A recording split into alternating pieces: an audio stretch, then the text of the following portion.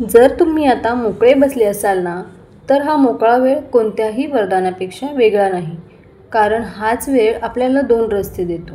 एकतर हळूहळू आयुष्य बर्बाद करण्याचा किंवा मग स्वतःला बदलून नवी दिशा देण्याचा. आणि हे पूर्णपणे तुमच्यावर डिपेंड करते की तुम्ही या फ्री टाईमचा कसा वापर करता. मला माहीत आहे की आता तुम्ही विचार करत असाल की मोकळ्या वेळेत मग नक्की काय करायचं. त्यामुळेच मी आजच्या व्हिडिओमध्ये अशा 20 हॅबिट्स शेअर करणार आहे ज्यांना तुम्ही तुमच्या आयुष्याचा भाग बनवला तर विश्वास ठेवा काहीच महिन्यात तुम्ही स्वतःला वेगळ्या दृष्टीने बघाल.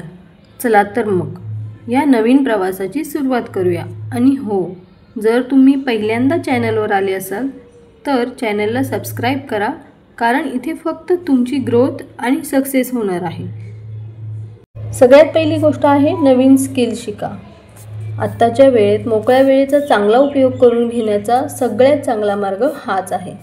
जेव्हा तुमच्याकडे मोकळा वेळ असतो तेव्हा पाहिजे तर तो तुम्ही वेस्ट करू शकता किंवा मग याच वेळेचा स्वतःच्या लाईफमध्ये पुढे जाण्यासाठी उपयोग करू शकतो. काहीतरी नवीन स्किल शिकू शकतो.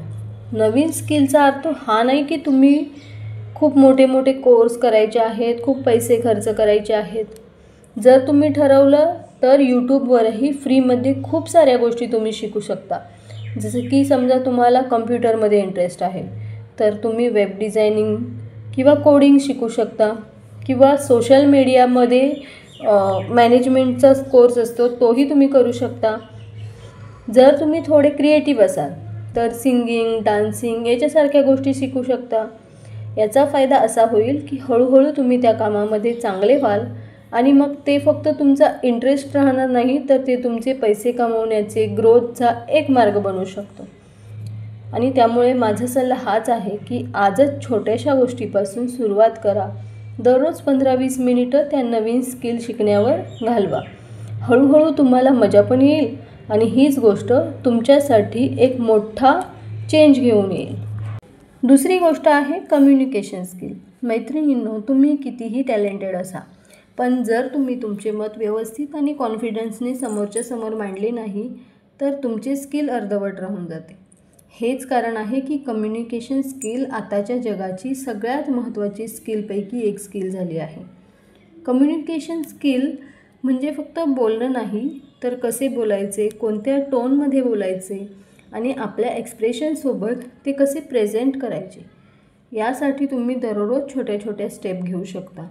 जसं की दररोज मिररसमोर उभं राहून बोलण्याची प्रॅक्टिस करणं, स्वतःचा आवाज रेकॉर्ड करून ऐकणं आणि बघणं की कुठे सुधारण्याची गरज आहे.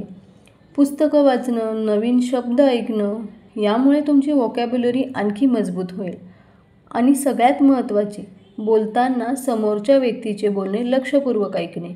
हळूहळू तुम्ही बघाल की तुमच्या बोलण्याच्या पद्धतीमध्ये पॉझिटिव्ह चेंज येईल आणि लोक तुमचं बोलणं जास्त लक्ष देऊन ऐकत आहेत आणि तुम्हाला सिरियसली घेत पण आहेत.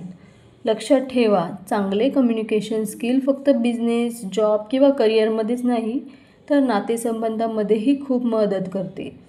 ते आपल्याला कॉन्फिडंट बनवते, समजदार बनवते आणि लोकांमध्ये इम्पॅक्टफुल बनवते. त्यामुळे आजपासूनच सुरुवात करा. दररोज प्रॅक्टिस करा आणि स्वतःचे कम्युनिकेशन स्किल सुधारा. तिसरी गोष्ट आहे गोल सेट आणि रिव्ह्यू करणं. मैत्रिणींनो, जर आपण बिना प्लॅनची आपली कामं करत राहिलो तर आपला भरपूर टाईम वेस्ट होत राहील आणि आपण योग्य पद्धतीने, योग्य दिशेने पुढे जाऊ नाही शकणार. गोल सेट करणं आणि त्यांना रिव्ह्यू करणं हे खूप महत्त्वाचं आहे. त्यामुळे जेव्हा तुमच्याकडे फ्री टाईम असेल तेव्हा शांत बसून ठरवा की मला पुढच्या 1 मंथमध्ये काय मिळवायचं आहे, पुढच्या 6 मंथमध्ये काय मिळवायचं आहे आणि मग त्यासाठी 2-3 छोटे छोटे गोल्स ठरवा. पण फक्त गोल्स ठरवून काम नाही होणार. दररोज त्या गोल्सवर तुम्हाला थोडी थोडी मेहनत करावी लागेल. जसे की तुमचे ध्येय आहे एक्झाममध्ये चांगले मार्क्स मिळवणं, तर दररोज 30 ते 40 मिनटं फोकस करून अभ्यास करणं. जर तुमचं गोल असेल की वेट लॉस करणं तर दररोज 30 मिनिट एक्सरसाइज करणं.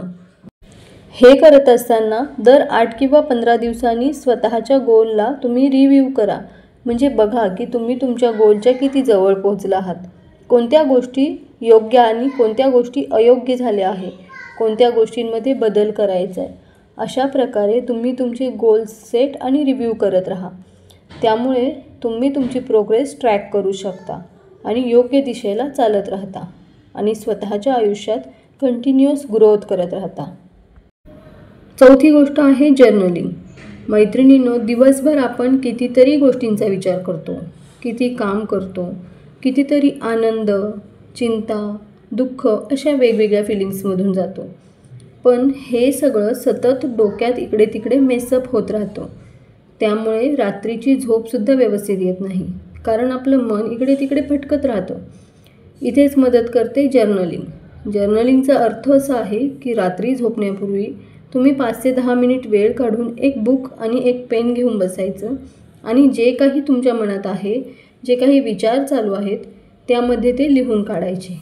मग ते आनंदाचे क्षण असू दे किंवा मनात असणारी चिंता किंवा कधीकधी दिवसभरात केलेल्या चुकाही असू शकतात. तुम्ही केलेली अचिव्हमेंट देखील असू शकते.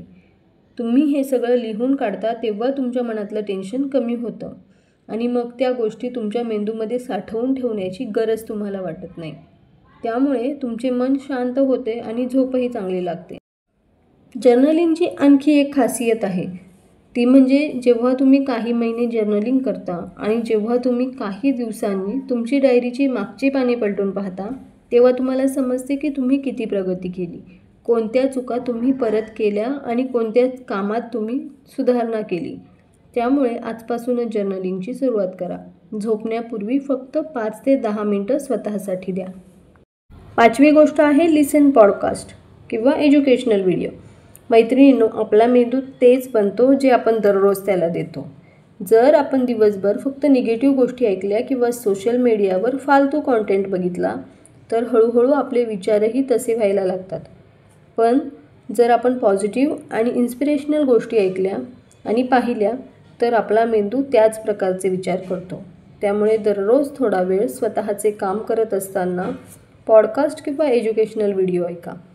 त्यामध्ये तुम्ही तुमच्या आवडीप्रमाणे मोटिवेशनल टॉक्स किंवा लाईफ लेसन किंवा सक्सेस स्टोरी यापैकी संबंधित कोणत्याही गोष्टीचे व्हिडिओ पाहू शकता किंवा एखादं छान नवीन स्किल शिकण्यासंबंधित एज्युकेशनल व्हिडिओही पाहू शकता. याची खासियत ही आहे की तुम्ही ते कधीही ऐकू शकता. सकाळी वॉक करता करता, जेवण बनवताना, रात्री झोपण्यापूर्वी. त्यामुळे काय होईल, तुमचा टाईम जो आहे तो प्रोडक्टिव्ह होईल आणि मेंदूही दररोज नवीन काहीतरी चांगलं शिकेल. हळूहळू तुम्हाला जाणवेल की तुमचे विचार पॉझिटिव्ह होत चालले आहेत. तुमच्या डोक्यात नवनवीन कल्पना देखील येत आहेत आणि तुमचा लाईफमध्ये मोटिवेशन पण वाढत आहे. म्हणूनच आजच ठरवा आणि फालतू कॉन्टेंटपेक्षा एज्युकेशनल कॉन्टेंट ऐकायला सुरुवात करा. मैत्रिणींनो, मी ज्या 20 गोष्टी तुम्हाला सांगणार आहे त्या एकाच व्हिडिओमध्ये खूप जास्त होतील आणि व्हिडिओ खूप मोठा होईल. त्यामुळे मी याचा नेक्स्ट पार्ट उद्या घेऊन येईल. म्हणूनच चॅनलला सबस्क्राईब करून ठेवा. भेटूया पुन्हा उद्याच्या व्हिडिओमध्ये.